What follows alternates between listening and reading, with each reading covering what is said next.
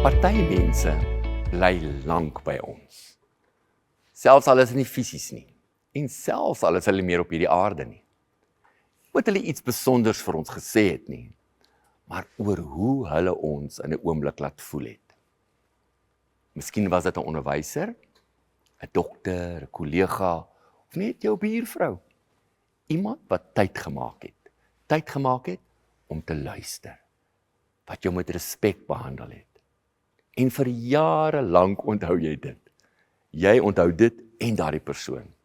Dis merkwaardig hoe 'n gewone ontmoeting jou so kan bybly in jou lewe. Jesus kom met 'n baie eenvoudige beeld na ons. Hy sê, julle is die lig vir hierdie wêreld. Laat julle lig skyn. So skyn voor mense, dat hulle julle goeie werke kan sien, en julle Vader wat in die hemel is, verheerlik. Lig. Lig trek nie noodwendig aandag na dit self nie. Lig help ander om te kan sien. Ek dink dit kan nogal 'n mooi en praktiese beeld wees vir 'n gewone werkdag. Kom ons dink bietjie mooi daaroor, want die meeste van ons gaan nie vandag iets doen wat noodwendig nuuswaardig is of 'n groot oproer gaan veroorsaak nie.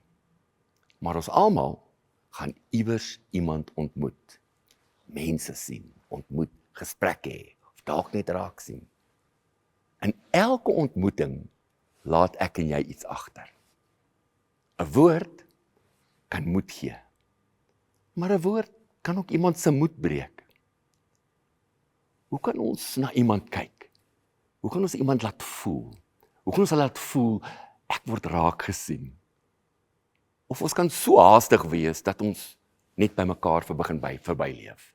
Verby daardie mense leef wat ons pad langs kom, in die verskillende oomblikke van ons dag.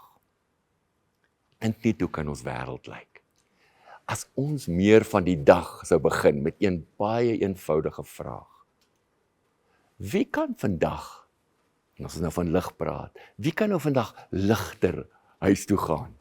Bloot omdat ons baie gekruis het, en in wat in daardie oomblik gebeur het, en hoe ek daardie persoon laat voel het. Ja, is nie omdat ek iemand se lewe moet regmaak nie, maar omdat Jesus my leer om mense met sy liefde te ontmoet. Sy goddelikheid, sy menswees te ontmoet. En ek dink dis miskien hoe hierdie wêreld van ons positief kan verander.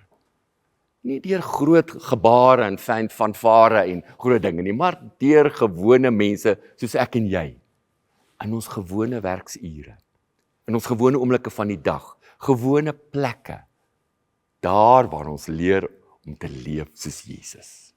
Kom ons vra hom, Here, help ons.